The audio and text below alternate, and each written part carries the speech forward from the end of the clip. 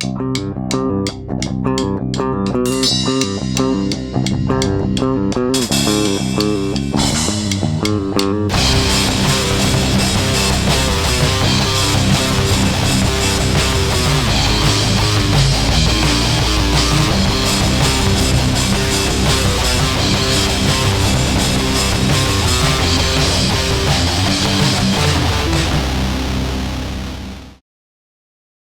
right, welcome guys to another episode of Talking About Music.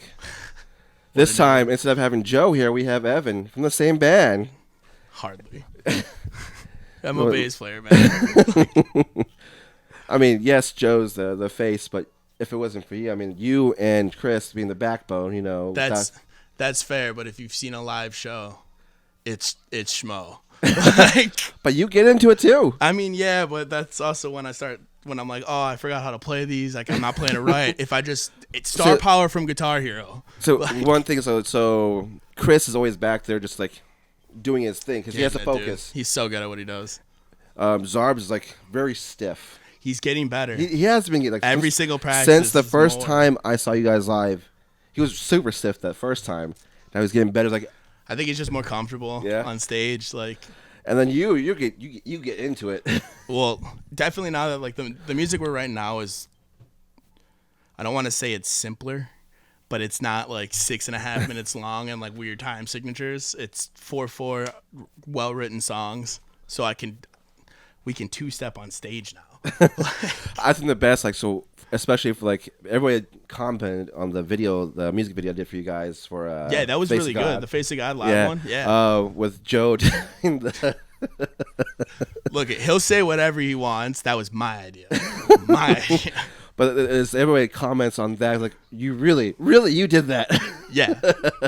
Well, it was also like right in the peak of Fortnite blowing up, and everybody's like doing the TikTok dances and stuff. At least he didn't do the floss. Yeah, you're right. Because everybody's, even talk show hosts have been doing that. I don't know how. It's weird. I play a rhythm instrument, and that rhythm is weird for me. Like, I can't. All right, so today, so I know you're into pop punk. I'm into pop punk. Yeah. The only one in your band that's not really into it is Zarbs. He's all about the metal. All right, so Chris is one of these people with music where it's like that dude's classically trained on violin, so he can like respect music. But if Chris is listening to pop punk, it's because Schmo and I are making him listen to pop punk. Well, the first one, I don't know if I would classify as pop punk, but it's like has like that pop punk vibe, and if it wasn't for Schmo, you know, I wouldn't know about that. You know, Knuckle Puck. Yes. So Chicago homies. Yeah. So this was the first one I heard. That it really, of course, the ads. You know, goddamn ads. Hey man, if it's free, like they offered you, if you want to pay $10 for YouTube, you can get rid of this stuff. One of these days, you guys are gonna be doing this, right? You know, going to a big old house to a show. We could have done it at the Winter House, man. Yeah. But I guess this is like where pop punk is now. I feel like it has that pop punk vibe. Yeah. Have you ever heard of Belmont?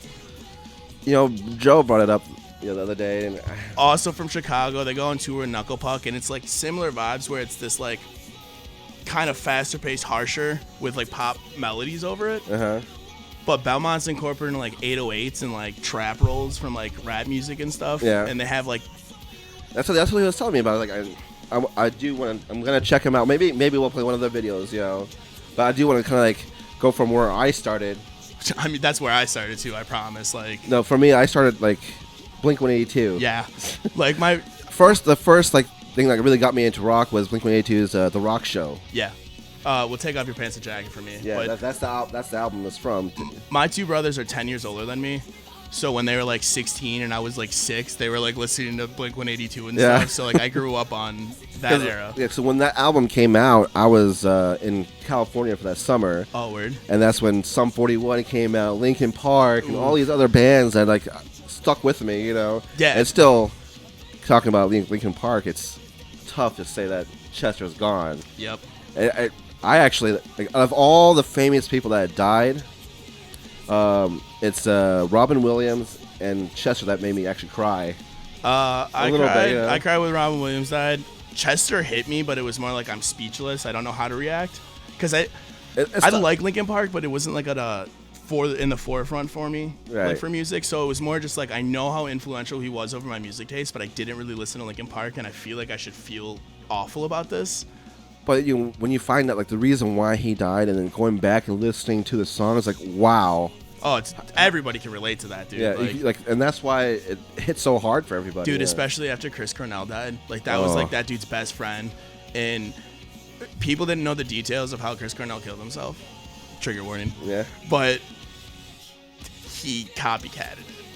Like, it was the same way, man. Like, but that's when I found that out. That's when it hit hard for me, where it was, like, every time I've lost one of my friends, I go into that mindset where it's just like, what's the point anymore? And hearing that information, man, it just shook me to my core, going like, that's the worst feeling you can ever feel in your life, is one of your best friends takes his life, and now you're blaming yourself. And well, it's like a buddy of mine, he's a pretty cool guy, and like took his life too. It's from New York, you know. Yep. And it be your happy friends, man. Yeah. Like. The ones that seem the happiest tend to be the ones that are the saddest. Yeah. So I'm going to play the one song that got me into it.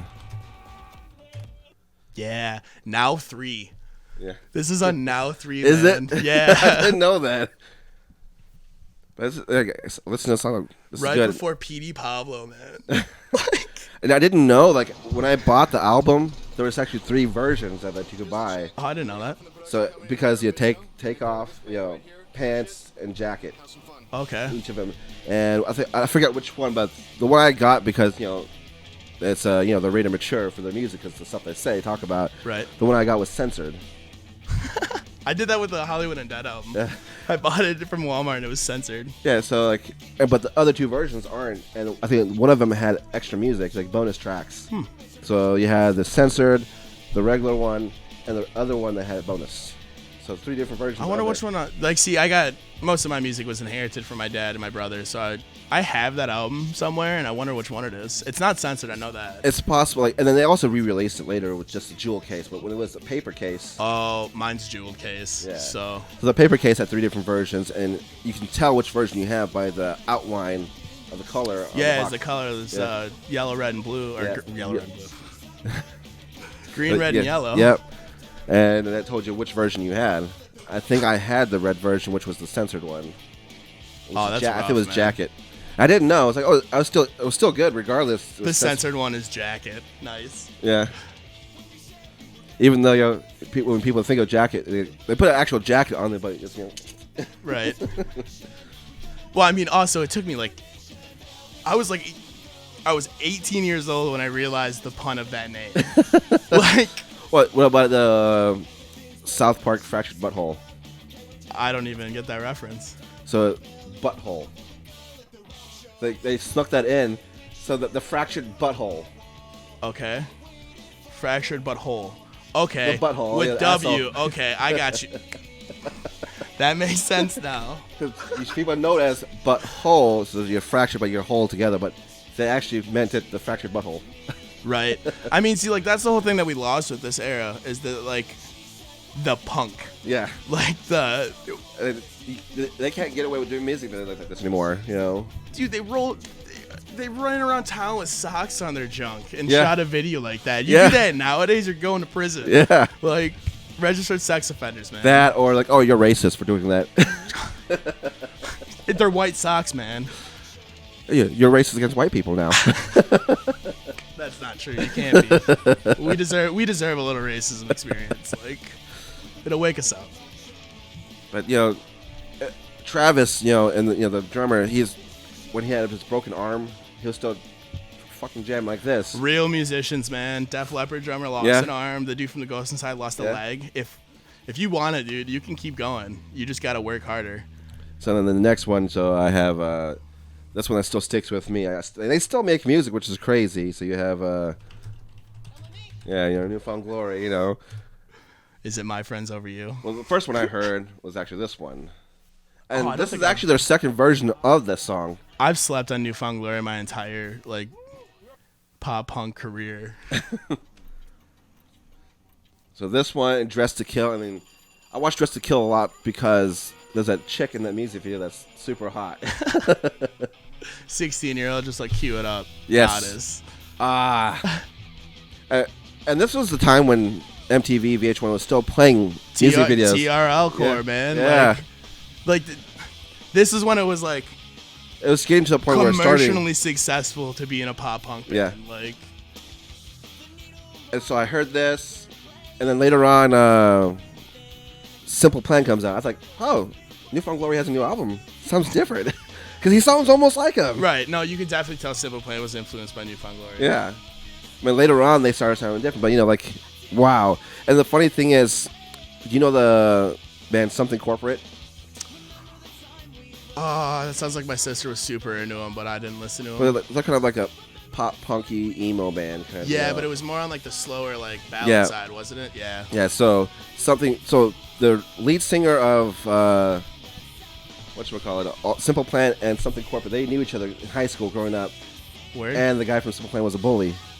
Haha. It's funny, like when you think about that, and the music he's talking about is anti-bully. Yeah. And he was. I mean, it's good to see that he realizes what a shithead he was in high school, Right. That's he apologized to him. I'm still kind of a bully, but mine's more like I'm teasing you, and if I recognize that I'm hurting your feelings, I'm gonna stop and be like, yo, I'm joking, are you okay? Which is fine, especially if you're cool with that person, they're cool with you. It's a repertoire you have with each other. We're all young and dumb, and we don't know what we're doing, and we're just trying to be ourselves. And then this dude grew up and realized that he was kind of a shitty person, dude. And I'm not gonna cancel culture is a whole thing, but I'm not gonna cancel somebody because they were mean in high school. Well, yeah, exactly. That's a dumb thing to do. Because, dude, if their music is good and they realize their ways, if you're holding people to the standards of who they were when they were 16, 17, and 18, look at Marky Mark. Right, he tried to get that taken off his record. Right, it's So I can understand that you grew up and you regret it.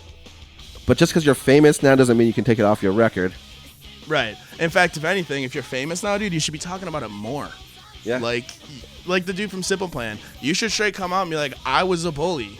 I learned that was wrong, and you need to be nicer, and you need to be more open and accepting of people. Yeah. And dude, I should be running PR for people. But so Something Corporate has a song dedicated to the lead singer of Simple Plan, because that's before he apologized, saying how much of a dickhead he was. So he's what a call out. Yeah.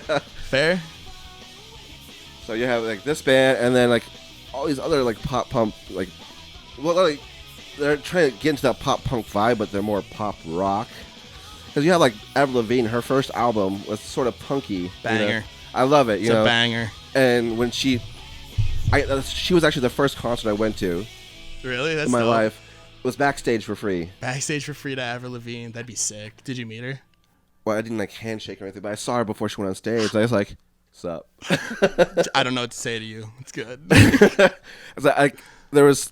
I wanted to freak out like every other fanboy, every other fangirl, whatever. I was like, she probably gets that enough. Right. That was my exact logic when I met Brendan from Counterparts. It's but nah, dude, be cool. So I looked, I was like, "What's up?" Yes. And then she nods and goes yeah. Do you remember back then there was that band Zebrahead? They had a Playmate of the Year. That was the one-hit wonder. Oh, I know the song, but I don't know the band. But they were touring with her, and I met them. I got to talk to them. Oh, that's cool. That's cool. It's always it be the support acts that hang out. Yeah. So another one, when this came out, they were more pop punky. Coheed and Cambria. Coheed is now they're more metal. Objectively the best band ever. Yes. Everything in music that you've ever they have on at least one record. Yeah, so their first few albums were more pop punky. Yeah. And they went more towards the metal later, because that's where he really wanted to be. But when I heard first, I was like, "Oh, this is really good." And I saw his face, this doesn't match your face. Your voice does not match your face. When you see this band, they seem so out of place. But that's the thing about their music, is that I don't listen to Coheed that often, but I will sit here and say that they're objectively the best band. Yeah. It's like Breaking Benjamin, man. Don't look at me and tell me you don't like them, because I know 12-year-old you loved Diary of Jane. Yes. All of us did. Own up to it. It's okay to like this music. It's okay to like pop music. It's okay to like pop punk music. It's good music. I grew up when it comes to music, the way I started off, and I talked to Joe about this already. So, and anybody who knows me knows this. Like, who really knows me? It's like Backstreet Boys, dude. And when that Backstreet Boys versus NSYNC war was going on, I was like, "Fuck you, NSYNC. I'm about the Backstreet Boys." Backstreet's back, all right. Like, and yet, Justin Timberlake made it. Well, it's because he has the charisma. Yeah, he has the voice, and I think he's also business oriented. There's that, and he made a smart choice of dating Britney Spears. And he's also he made that, Cry Me a River. That kind of. Oh yeah, like that was it. Boom.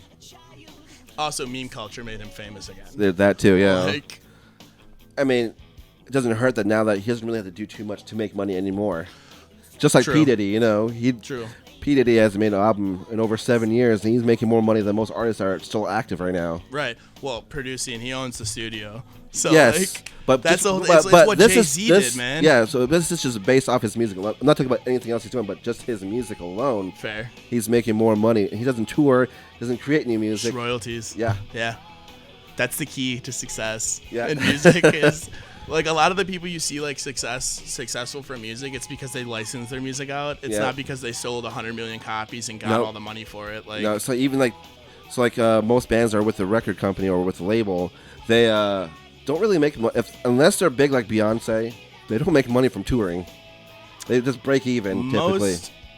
Because the record label makes tons of money. Yeah, like, it's... The label does, but the band itself... It depends how you do it, because I know a lot of people who are touring right now, and they're not signed to labels. Some of them are, but it's like, it's pretty much how the contract's written. Yeah. So if you get the money fronted to you to record the album, you're not making any money on tour.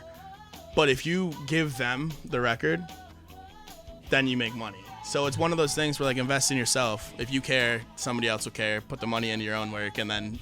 But typically, like, especially when they don't know what they're doing, they don't read the fine print. Well, when we talking about money, are we talking about, like, I'm making $15,000 a year, or are we talking money? Like money. All right. Yeah, you're not doing that unless you're Beyonce, man. Yeah. Like, when you're at that level, Yeah, like, most musicians I know that are, like, signed in successful bands and everything are really only making, like, $45,000 a year. Yeah. And, like, that's a lot for music, but it's not a lot for, like... So when people, like... I used to complain about people selling out, doing commercials, having that stuff on their music videos and stuff, but now that I'm older, I realize, like... Dude, that's the way to make money. That's the only way to make money. To feed, man, and if this is what you want to do, dude, that's what your life is, and you got to pay bills. So like, and if this is what your passion is, you can't really afford to have other time for other stuff, right? Like having another job, which is like once you get to that, like once you guys get to that point, you guys won't be working anymore, hopefully. Please. But like going back to like the pop punk thing is like everybody hit Blink-182 with that, and like selling out and stuff. Did you know? Panic at the Disco started off as a Blink-182 cover band. No, but I could see it. That makes sense to me. And that's how Pete Wentz found him. Oh, fair. Yeah. Fair. That makes sense. Like, Fall Out Boy is another one of the pop punk legends where it's like, dude. So another one. So we have them. Let's see. So we'll look up that Something Corporate song. I know I've heard a song by this band. So this is the one. If You See Jordan. Oh, this guy looks like a band that my sister would be into for sure. So it has that like punky, old school rock, emo kind of thing. Is this the one that goes like on a fool's holiday? Is this Shermanator from American? Yeah.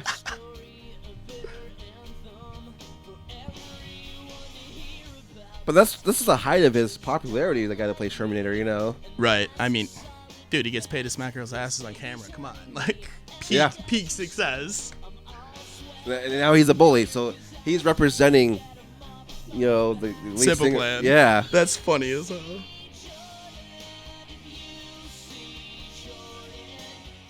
It's me, sick. This is funny knowing the context of the song.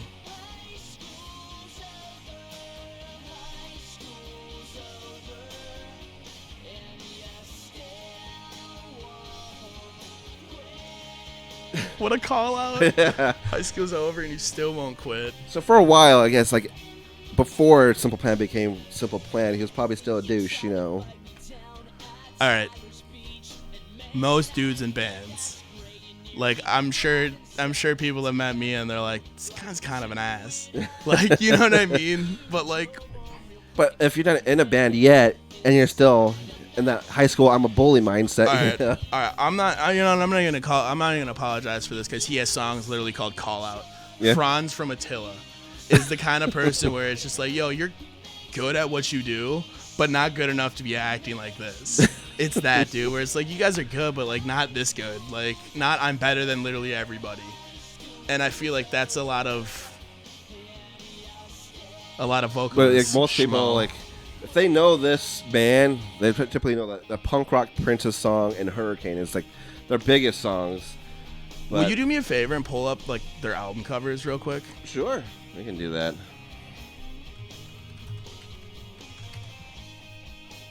Let's see.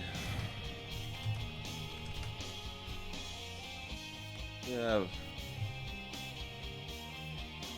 those. Yeah, that's the album cover. That's how I know it. Like, all right, words.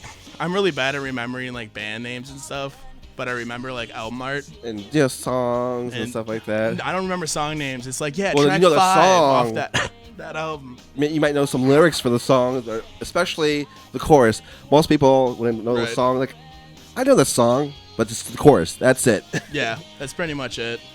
So, like, you probably have a couple of fans like that. They just know your chorus. But you guys don't really. Some of your songs don't really have chorus. Just kind of. I think the lyrics that most people know is in "From a Year," and it's the sample from that Jason Derulo. Is it Jason Derulo?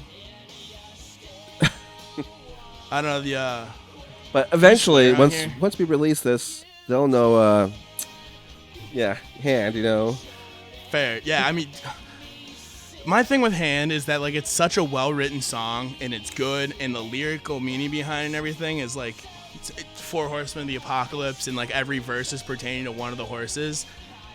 And the post-production on it is insane, but it's 6.5 minutes long, and it's a good portion of it is just the instrumental. Same. Yeah, and it's which is why I'm gonna when we finish this, it's gonna be awesome. No, I have faith in you to like make like this is why I was just like after we recorded that.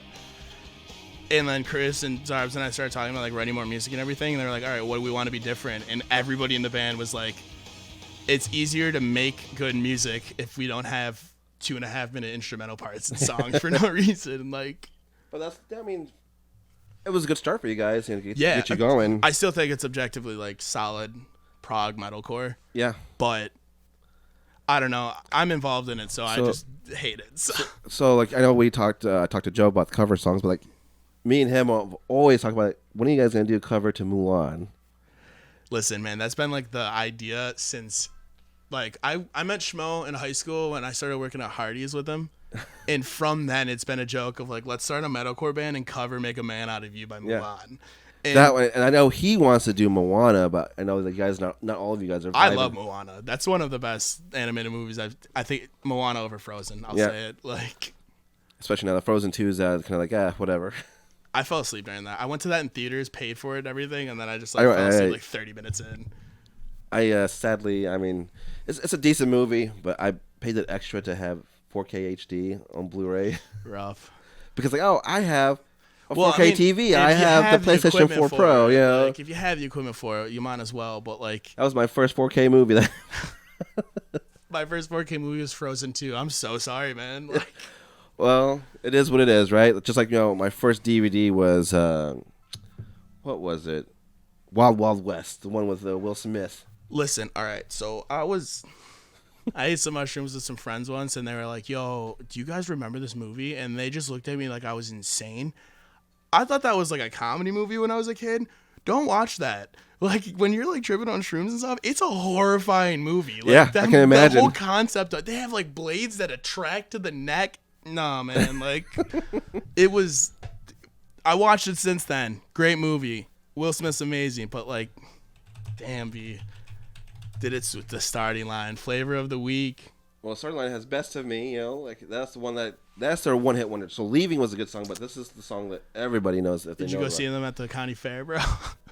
Well, when was that? Like 2 years ago? No. It's so funny, like, seeing, like, the All-American Rejects, like, another, like, early pop punk band that like blew up and had commercial success. So with All American Rejects, I mean, they have that feel, but they're more just pop rock in general. Yeah, but like I think a lot of people call it pop punk music depending on where it came from. Like Green Day is a pop punk band. Yeah, they are. Like they literally came from the DIY punk scene in like California. So I mean, this came out, during that era, Blink-182 getting huge, like they were always big enough, but now people are getting, people like me who are just into pop music only, getting into it, and then Sum 41, all these other bands coming out, the peak of pop punk. Jimmy Eat World, you're right. Yes, but Jimmy Eat World really isn't.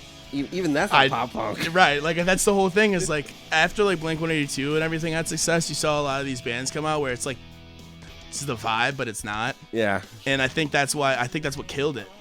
Like this is more into the emo territory over here, but without the what year was the this? Used. It's not 2013. No, that's when they uploaded it, but it came out 2003. That's the year I graduated from high school. Yeah, that's like MCR was just coming about then. Yeah. Like I think that's when their second album came out, the one everybody knows about. Yeah, like. And I was one of those guys. Like, even though were you MCR Panic? So I listened to it all, but I was like, I hate MCR. I was one of those guys, even though in the closet I would jam out. So right, like I was like, I hate MCR, and I'd be listening to like metalcore music and stuff, and then I'd be like, but they do have solid choruses though. They do be hitting the feels, man. Yeah. But even though I loved them, I was like, they suck. Who gives a fuck about MCR? It's just like when everybody else was like, I hate Michael. I always admitted to liking Michael Jackson. But as soon as he died, all those people that were naysayers like, oh man, Thriller was my song. Yeah, that happened when Prince died. Yes. Everybody was like that, and it's just like, I never really listened to Prince. I mean, he only has one song that I know, but at the same time, I didn't really care about Prince. That's why it didn't hit me as hard. I love Prince as an artist because of what he did for artists. Yes. Like, legally. Yeah. But, like, it always, like, whenever people bring up Michael Jackson, it reminds me of Prince. Honestly, David Bowie, too, and all the, like, of, like, the greats. It's, like, there's this weird effect, and, like, definitely in kids my generation, that we hear Led Zeppelin and all these like great names, David Bowie, Prince, Michael Jackson, what our parents listened to, and then we were just like, all right, good music, and then just never actually listened to it. Yeah. Like, and I just say like Johnny Cash also, like, he's one of the best country artists that I like, Dude, but most people only know his cover song that he did, Keyword Hurts. Cover. 9 Inch Nails wrote that. Yes. Like, yeah. And I do like 9 Inch Nails version better personally, but I still really enjoy Johnny Cash's version. I don't like 9 Inch Nails all that much, but I think it's just because like it missed the wave for me. Like that and Korn is just like not my vibe. Well, it's like also mindless self-indulgence, like bands like that. 2008 YouTube. Yes. Like, man, mindless. If it wasn't for there's that bar in New York. If they didn't still exist at the time, MSI wouldn't be a thing. Wouldn't have ever been a thing. I have no idea what you're talking about. There's people have worn the shirt. Like I forget which bar it's called, but yeah, it's in New York City. But mindless self-indulgence. The Gerard Way is married to one of the band members. Oh, I didn't know Lindsay. that either. Oh, weird. It was only 3 people, right? It was just like a dude, the girl playing synth, and then the drummer. Yeah, I think so. I have no idea about, like, I know, like, what's that one song? Why am I so like, typically when people talk about pop punk, they think about stuff like this. Cartel, right yeah. They don't think like, they'll bring up Blink-182, but they just think of Blink-182 as just punk. Right. I mean, because they have the whole punk vibe, Who gives a fuck? Let's do whatever we want. Let's make music, right. Like I was saying, my brother's influenced a lot of my music, so a lot of that to me was just like, I just called it rock growing up, and then as I like started getting into high school and I started like forming my own music taste, my pop punk was like Man Overboard and like objectively bad pop punk. Yeah. Like, so like my understanding of this whole thing is like, I went back and like researched the genre and like listened to like a lot of those bands and stuff, but like, when I hear pop punk, I see the AK-47 defend pop punk Tumblr posts and stuff like Vans, snapbacks, khaki. The Jared Alonji video is like my experience with that. It's funny going back and seeing like when you saw pop punk and rock and roll was associated with skateboarding, and everybody back then were wearing baggy cargo pants and cargo jeans and everything. Like, wow. And you see skaters now, they're all wearing skinny jeans, listening to like post-hardcore and stuff like that. Well, even now, like, like Lil Peep and like all that like emo rap that's coming about right now. Not really. I swear to God, 10 years ago, if those dudes were making music then, they'd be in pop punk and hardcore bands. Probably. Like, music just came to this this how point. it goes. Like, and that's why I appreciate Panic at the Disco. They knew what they were doing. Fall Out Brendan Boy Urie knew what he was doing. That's Fall Out Boy. They started off as purely pop punk. Their first album was. Once again, Pete Wentz, man. Like, a lot of these bands, like, you really got to attribute to the fact that these guys were ahead of the curve. Like, look at Bring Me the Horizon, man. They went from a deathcore band to releasing a pop album. Yeah. And every single album they've released since their inception has been a better release than the last one. Right, and same thing with Fall Out Boy. They grew with the times. They knew they were a pop band. And so they started off with pop punk. Still pop punk in the next album, but still, going to the pop scene. And now they're just pure pop rock band. Save rock and roll. Yeah. Same thing with, Brandon Urie. I mean, man, I wish I would have went to their shows when they first came out, because I was told that they're more like Cirque du Soleil, when you went to their shows. It's like, a show. Yeah, like a real show. But now it's more like large stage production kind of thing, and like I'm sure it's still cool. Like, that's my whole thing with like stadium shows is like I'm sure it's cool. Like, I would go see Travis Scott because the show is probably insane. But like, dude, nothing's gonna beat being front row in front of a stage, seeing the guy playing the thing. Yeah, like, and that's why, like, the band Finch? I know the name. I've never actually listened to them. Well, they're not a pop punk band, so I don't want to put. But one of my favorite bands growing up, the post-hardcore emo, screamo kind of deal, and they had a reunion show. I was living in New York at the time. Got to go see them. I freaked out because I went up stage, and it's as gay as it sounds. I'm like, he grabbed my hand to hold himself up. Yeah! It matters. I matter. I'm the best. I'll never watch this end. Yes, no, I remember seeing Austin Carlisle I just found out about a lot of bad things about him, but I remember seeing him by some man at Blue Moose in Iowa City. And when I'm like holding his leg on my shoulder, and I'm like, I'm doing it. Yeah! It's like, that's your fanboy moment. Yeah. And then after that show, we went to B-Dubs, like right around the block in Iowa City there. And we're sitting there eating our wings, and all of a sudden a Mice and Men comes in and sits literally at the table next to us. That was the fanboy moment. That's when all my friends were losing it, and I'm just sitting here going like, guys, they're just trying to eat food, but also inside, like just screaming. The thing that was funny about that show was that so like a bunch of people were smoking pot even though they weren't supposed to in the building. But who's gonna enforce that? Right. In a show like that, everybody's smoking weed here, dude. I'm sorry. Like, I mean, I wasn't, but so he was like one of those kind of like I don't know his stance on pot, but he was like being sarcastic. Oh yeah, everybody's smoking pot, great, woo, and everyone's like, yeah. But I'm guessing like him as an artist, he didn't really want to be like influenced and have his show messed up because he's getting high. Yeah, that's fair.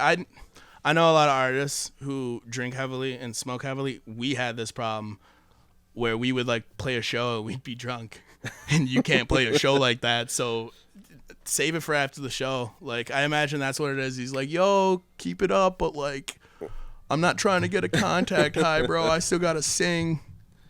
So Still fly, the devil wears Prada.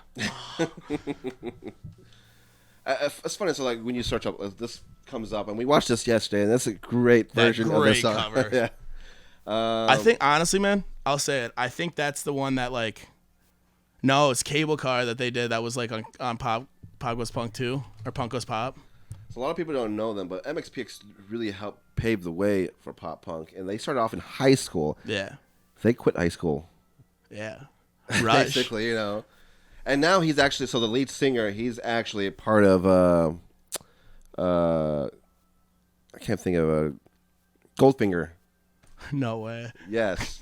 Pick it up, pick it up, pick it up. Yep. Have you seen those videos that they've done recently because of COVID? So they recorded. Yeah, they've been doing like live studio sessions at their house and stuff, and like separately edited, put together. Dope content. This is a song first song I heard by them. It's awesome, and then the music video is so like, obviously that's the lead singer. He plays bass actually. And this sounds so much like slow Blink-182, man. Yeah. I mean, this is one of their slower songs. Everything else is really fast, like Fair. in the early days. I've heard the name of them, but I've never actually listened to them. That's because like people associate them as like a Christian pop punk. I've never cared about that, dude. Like, if the music's good, I'll listen to it. But that guy is the drummer, and they're using him as a chick magnet.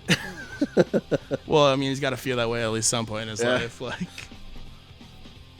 but the vocalist and guitarist know what it means. Yeah. Everybody else just like, ah. But I really respect like bands like, playing bass is not always easy, and sing at the same time. I'm saying. Yes, like see, they like Schmo and everybody wants me to do like backing screams because like I can scream and I can play bass, but I can't scream and play bass. Yeah.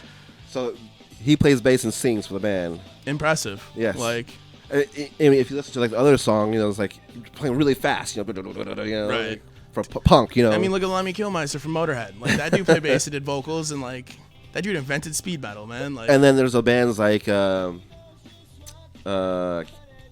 Oath, where the drummer is also a singer, and you hear the shit that he's playing, he's singing at the same time. Under Oath changed my taste in music forever, dude. You have Under Oath, and then he did the Almost, where he was the lead singer and playing guitar, which was like they were actually multi-instrumentalist. Yes, like they actually played like opening to Finch, and what sucked, I like the Almost too, but like what made me upset was like, where's Under Oath? There are people screaming that, and it's like, we're not together right now, yo. Yeah, no, like that one drunk dude who's screaming in the back, play Freebird. Stop, just stop doing that. Like, stop yelling. Where's your other band? They did play Freebird though. Hey man, if you can play it, play it. Almost every show I've been to, other than your guys' shows, it's because we can't play Freebird. well, even then, like almost every show, where if it's not like a screaming band, they'll play Freebird. Yeah, I mean, I think you guys and maybe Papa Roach is one of the only bands that didn't play Freebird. So I saw them. I haven't been to like see. I'm gonna say this. And some of the people that I know that I've seen them play are gonna might be offended by this, but I haven't seen musicians talented enough to just play Freebird whenever. Like, but yeah, you see like the earlier. So this came out a long time ago. Yeah, this sounds like late '90s, early 2000s. Yeah, it is. So you hear that early pop punk, This hook, like this chorus and hook thing right here, is very pre-early pop punk. Yeah. So and now we can actually go listen to Goldfinger because even though they're ska is punk. Ska is pop punk with the brass section. Yes. I'll die on this hill. Like. So and then you'll see. And he still sounds really good. That's the thing is like they're like what, like 45 now, like old boys, and like they're still killing it, dude. I was watching this video, I was like, I recognize that bass player. What the fuck? That's him right there from MXPX. I love how they're like in their houses wearing suits. He has a Chicago Bulls, Michael Jordan right there. And you can still see the MXPX logo on his bass. It's gotta market yourself, man. If you like us, check out my other band. We have royalties that we need. Oh, Tony Hawk's Pro Skater 2, man. Dude, the re-release coming up, I'm so hyped. Some of the music is not going to be on there, though. They're changing it because they don't have the rights to it. I think some bands were like, oh, I remember what we did for you in the soundtrack of that game. We want real money this time. And they're like, not going to happen, Chief, sorry. So, I mean, it makes sense that they're coming out of it, So I wonder how they're... As long as this song is there, I'll be okay. This and Public Enemy with Flavor Flav. Yeah. If that's not on it, I might be a little upset. I'm sure Flavor Flav would be okay. I mean, it's Flavor Flav. Yeah, definitely. Like that dude's like at the point where he's like, you don't even have to pay me, and it's not even gonna affect me. Like, I mean, he still walks around with the hugest fucking. Yeah, but you can't get away with that unless you have fuck you money. Thing, that's his thing. If he doesn't walk, that's. Do you think if he takes it off? Do you think he takes it off just to go out in public so nobody recognizes him? Probably. And then he's probably super ripped because that's what we should do. That's a huge chain to carry around that huge clock. He's probably his back is probably just like. Yeah, it's just Billy takes the chain off. He's like he achieves his final form Bruce by Lee. taking the clock Yeah. off. He's like Bruce Lee muscle, you know. Yeah, he just swole. He's like, "What's up?" But he's still super skinny. But he's flame. He just stands up. It's funny, like, you know, when it comes to, like, you know, martial artists, you know, action movie guys, and like, Chuck Norris, you know, beat anybody up, but Bruce Lee beat the shit out of him. Yeah. 2 hits, like 2, pow, done. Dude, the 1-inch punch, man. Like, I don't know if that was like movie magic and I was just young and dumb and got tripped by it, but like, they kept doing like experiments where he would do that stuff and just knock people back from like. And that's why they used it in Kill Bill when she was coming out of the coffin. Like, hers was a little bit more realistic because her knuckles were fucked. Yeah. Well, I mean, Quentin Tarantino, man, great director. Yes, but as a person, I don't know. Yeah, I've heard, like, see, this whole thing when it comes to like celebrities and like things like that is like, dude, like, I don't know them or know anything about them. Right. And like, I'm not saying that like people accusing them or anything are wrong and I'm not believing them. It's just like, I can't form an immediate opinion and like take a stance on this because I don't even know what happened. I don't even know any of these people involved. Right. Like, I think it's funny. So like, when it comes to, like, celebrities and stuff, so like they had Bill Cosby. They like really tore his name down, and yet getting into politics, even he's famous. Joe Biden nothing's happening to him with all his allegations. Well, I mean, but I digress. Yeah. Like, that's a whole conversation. So the last one I'll do is another ska. You know, not Goldfinger. We'll do Real Big Fish. Yeah. So like, I really like their version on Take On Me. Yes. I was hoping you were going to. And I like the fact that they were able to do it at a high school, like a real high school. Yeah, I like the fact that he can hit that high note. Yeah. Like. And he's still making music now. Yeah. But that guy, I think that guy in the white pants is not in the band anymore. I saw these dudes at Summerfest like 5 years ago. And that's when I realized I was like, oh, ska music's good, but it's really fun to make fun of it. Yeah. Like that meme, Ska's what plays in a 12-year-old kid's head when he gets an extra mozzarella stick. I think so. So the shoes that he's wearing, like, nobody was really into it. And then all of a sudden, like, these pop punk bands and emo, you know, they started wearing those creeper shoes like that. You know, that's what they're called, creeper shoes. And they become popular. But this guy was doing it before it was, you know. Well, I mean, this dude's whole style and aesthetic, dude, is a vibe in and of itself. Yeah. You got to have a personality for this. So the person that plays all the brass for them now, more of the brass, he's a Mohawk guy. Like, it doesn't, like, you see them like, what is this guy in the band for? Dude, I was marching in that protest in Iowa City, and there was a dude literally just sitting there with the trumpet, just getting it throughout the whole thing. And every time I see like a brass instrument player, it's always like, why are you here? And then he starts playing, and it's like, oh, that's why you're here. Yeah. Well, yeah. There's a video like of the guy or the picture of the guy in the full night suit with the sword in it. And the protest and the Batman one. Dude, the world's falling apart, and we're just out here just memes. Yeah. Like, that's how it goes, right? I mean, especially now, like it's the spirit of pop punk, quite literally. Like, imagine if all this happened in the '90s when smartphones weren't the thing. This wouldn't have happened. We wouldn't be talking about it like this. No. Like, that's the thing. We would have been talking about that guy should have just listened to the Police. Yeah, that's what happened in '92. Yeah. Like, you should have just listened to the Police. That's why technology is amazing. But the problem with technology, there's too much of it. Yeah. Too much information. Mm-hmm. And now people are trying to ride this wave of everybody being offended and cutting out parts that are really important to know about. Well, this ties context. in with music, man. It's like it gives people a platform and a voice and a large audience and a microphone. And then it validates everybody's like opinions, whether or not they're like backed by evidence or not. Like, what I'm saying, like, dude, I used to like hate ska music, and then I listened to it and I was like, this isn't bad. It's just fun to make fun of. You should recognize that that's what it is. So like their newer songs really hit home for a lot of people, you know. Yeah. Especially for relationship stuff. But it'd be cool if you guys could do this too. It means to be like going through the high school for whatever. But you guys don't have enough.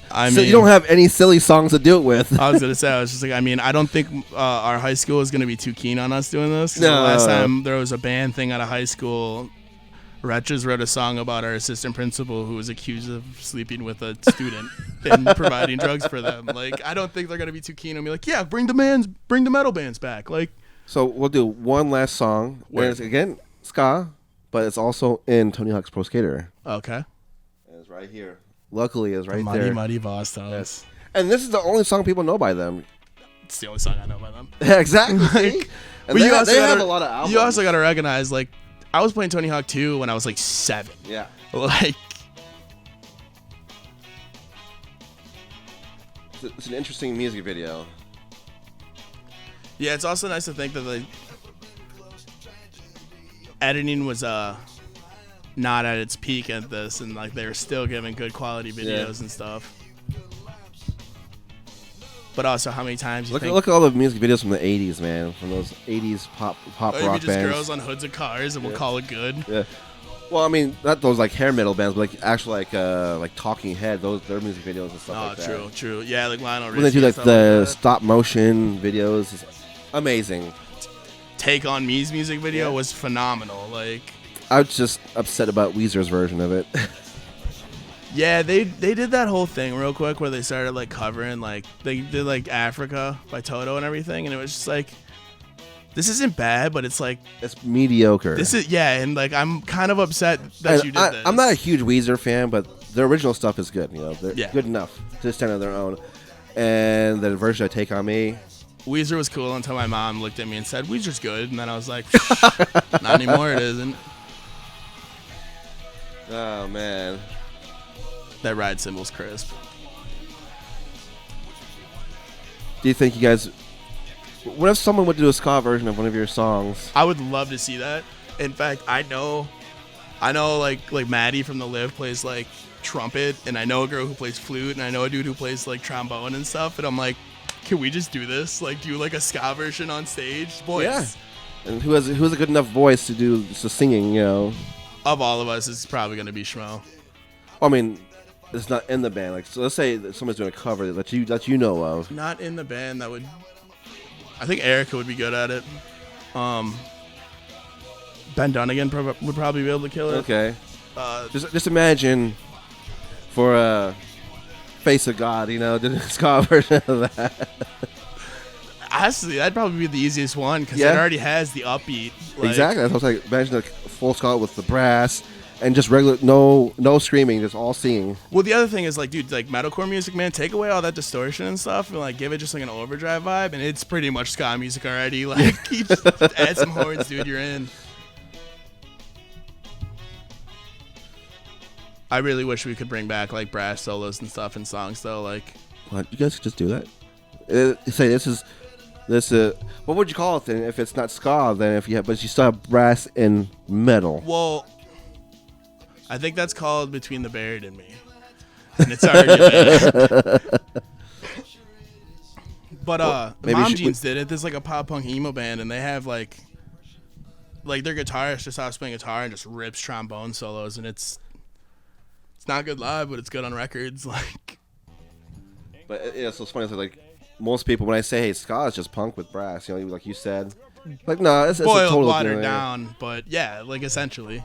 Because other people, like, you know, ska is actually not that. It's skunk that's, you know, brass with punk, you know. See, every time you bring up genres, it's like, dude, we could talk about this all day, man. Yeah. Like, what real punk all these is. All these subgenres, you know, just, you know, like, it's rock and roll. Just deal with it. Yeah, yeah. But, like, so, like, ska, people think of ska, but, like, I can't even think now. Streetland Manifesto. Like that. Real Big Fish.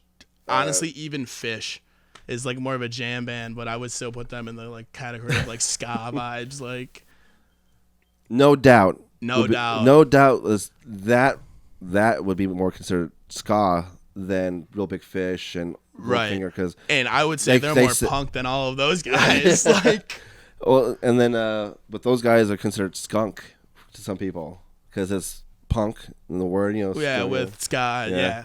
That makes sense. All right, word. But calling it skunk though is weird.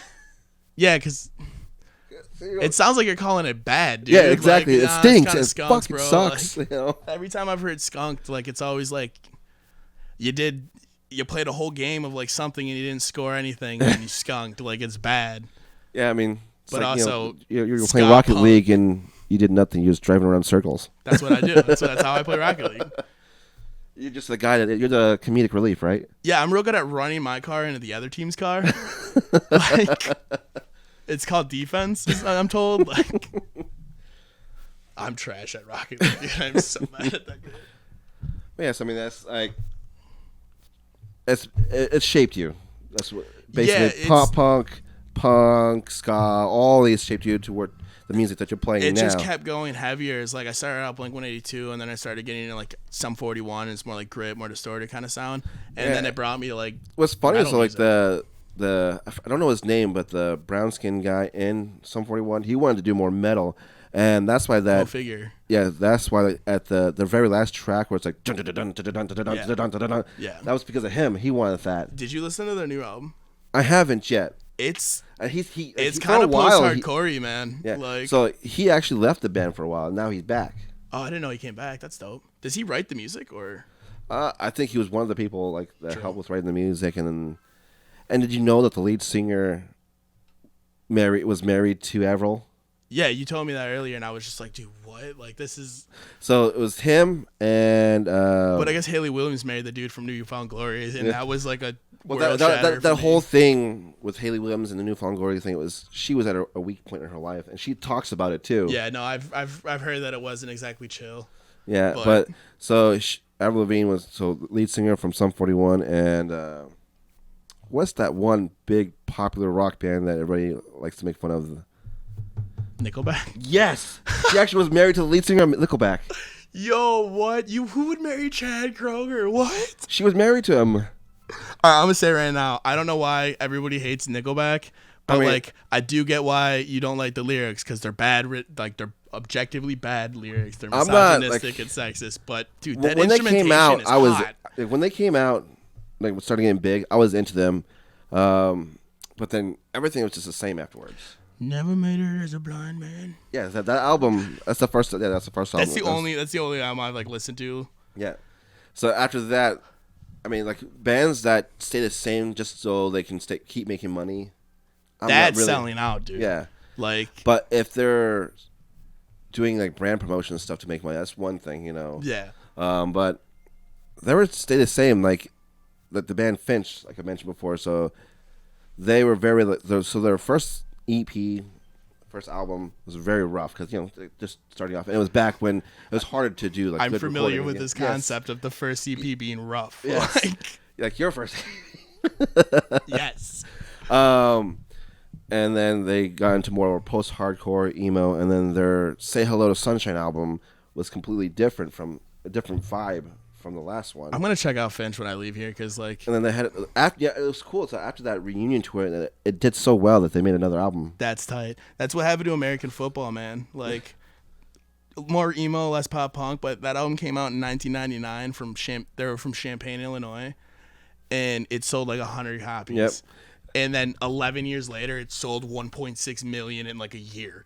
Like, well, and just like MCR was talking about, like. Depending on how well this tour goes, before the COVID thing happened, they were talking about possibly making another album, and that being their final album. Yeah, I read the article and I saw that, and I was like, I'm not even gonna get my hopes up on the fact that you're gonna write a new album. Like, but this is Gerard Way. He is a really creative guy. I mean, the Umbrella Academy is so good. Yes, like, I'm glad you know it's by them. By him, and because most people don't. That's his brainchild. That's his child. That's his baby. No, it's not even like he was involved in the project. No, he wrote it. Yeah, he wrote it. And he's the artist for it too. Oh, I didn't know he's the artist too. That's insane. Damn. He didn't do all the art, but he did most, like, a good amount of the art. That's where he started. He started with comic books. Yeah, he was a comic book artist. Start off with. He was a nerd. That's why he was getting bullied in high school. That's why he turned into an emo kid. Yes, and that's why like bullies are during like his first two albums, he was always drunk in shows.